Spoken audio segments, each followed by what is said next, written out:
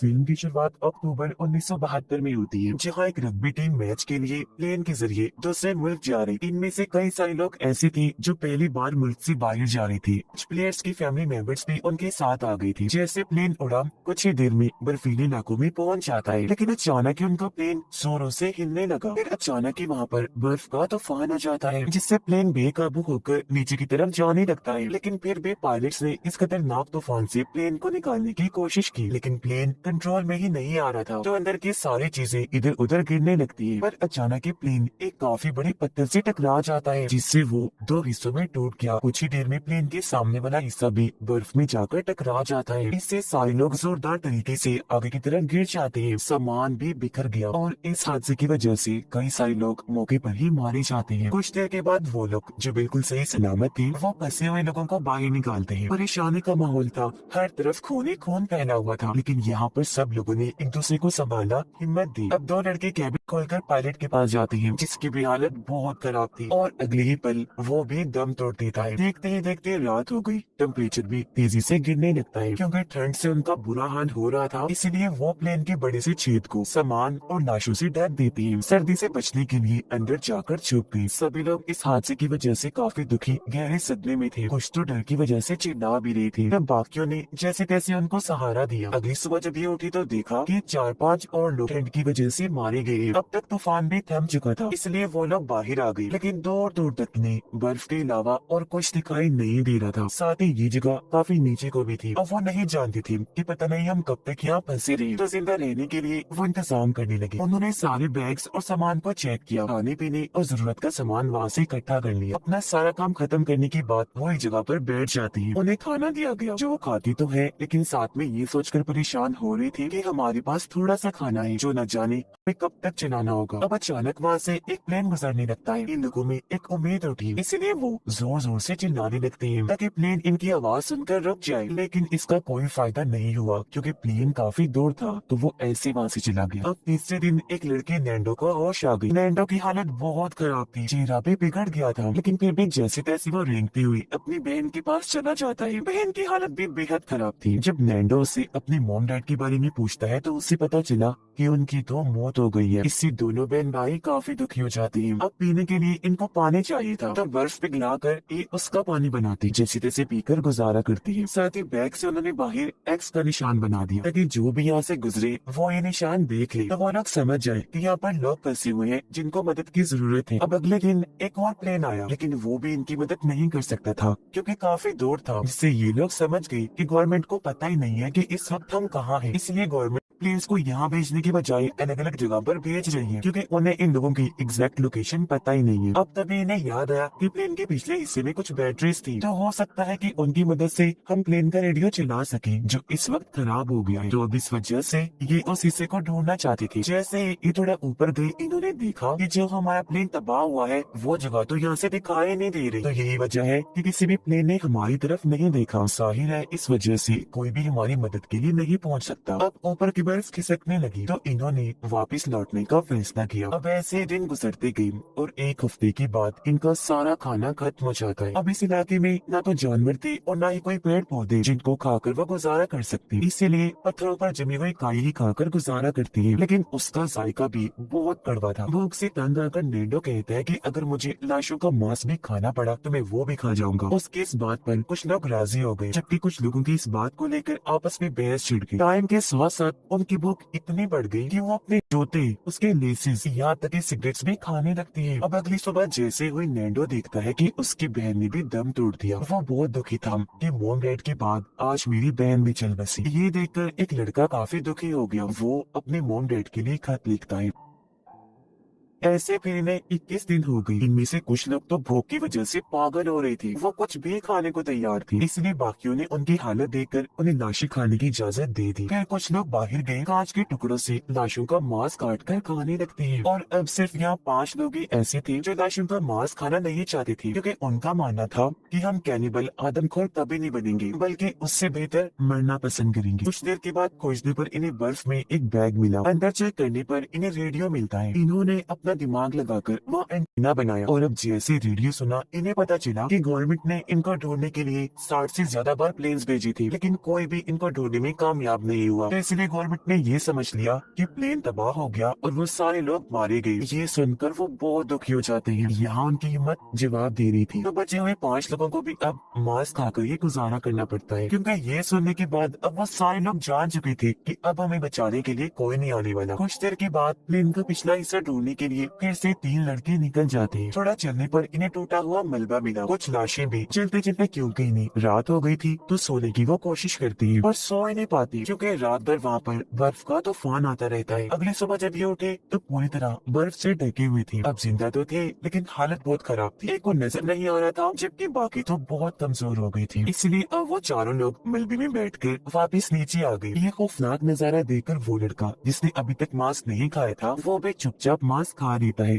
मुसलसल तूफान भी आ रही थी, लेकिन ये लोग प्लेन के अंदर बैठकर एक दूसरे से बातें करने लगती है ताकि अच्छा वक्त गुजार सके। लेकिन उनकी बातों के दौरान ही वहाँ बर्फ का जोरदार तूफान आ गया। बहुत सारी बर्फ इनके प्लेन के अंदर घुस गई। पूरा प्लेन ही बर्फ से ढक आता है। अब बाहर वाले लोग बर्फ खोदकर अपने साथियों को नीचे से निकालने लगती है। कुछ ही देर में सारे लोग ऊपर आ गए, लेकिन एक औरत बेचारी जो काफी नीचे दबी हुई थी वो वहीं पर ही मारी जाती है। और अभी लोग खतरनाक आवाज सुनते हैं, समझ गए कि एक बार फिर बर्फ का जोरदार तूफान आने वाला है। और अब देखते ही देखते एक बार फिर भयंकर तूफान इन्हें अपने लपेट में ले लेता है। इस बार भी कई सारे लोग बर्फ में दबकर मारे जाते हैं। एक लड़के जिसका नाम नूमा था उसे बहुत गुस्सा आने लगता है। कंट्रोल से बाहर होकर वो प्लेन की खिड़कियां तोड़ने लगता है, जिससे फायदा तो कुछ हासिल नहीं हुआ, लेकिन कांच का एक टुकड़ा उसके पैर में और टांग में घुस जाता है। लेकिन फिर भी वो रुका नहीं, उसकी हिम्मत नहीं आ रही, ऐसे बर्फ को तोड़ता रहा। फिर 20वें दिन उन्होंने वहाँ पर एक छेद बना लिया जिसके जरिए बचे हुए लोग बाहर आ जाते। बाहर आने के बाद वो एक दूसरे से मिले इस खुशी में कि चलो शुक्र है हम बच गए। नोमा देखता है कि मेरे पैर पर जहाँ कट लगा था वहाँ मुझे दर्द नहीं हो रही, क्योंकि सर्दी से उसका पैर पूरी तरह सुन्न हो गया था। धीरे धीरे मौसम बदला और ये लोग पूरे प्लेन पर से बर्फ हटाने में कामयाब रहे। अब एक बार फिर ये कुछ लोगों को मदद के लिए भेजने का फैसला करते हैं, लेकिन वो लोग जो पहले पहाड़ पर गए थे उनमें से कुछ लोगों की अभी भी बहुत हालत खराब थी। एक साथी के फेफड़ों में पानी भर गया, उसे सांस लेने में मसला हो रहा था, तो सबने मिलकर उसे सीपीआर दिया, मतलब उसे सांस देने की कोशिश की, पर कोई फायदा नहीं होता। जिससे हुआ ये कि उसकी भी मौत हो जाती है और जो खत उसने अपने मॉम डैड के लिए लिखा था उसे भी संभाल कर रख लिया। 36वें दिन जैसे मौसम खुला, नोमा और उसके साथी